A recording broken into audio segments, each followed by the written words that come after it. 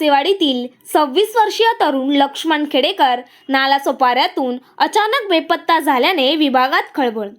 मुक्काम कासेवाडी, पोस्ट रहाटाड, तालुका तळा आणि जिल्हा रायगड येथील एक तरुण कुमार लक्ष्मण रामजी खेडेकर हा दिनांक 25 जून 2025 रोजी दुपारी 3 वाजल्यापासून आपल्या नालासोपारा पश्चिम D102 स्नेहानगर फेस 2 निळेगाव येथून कोणालाही काही न सांगता घराबाहेर गेला।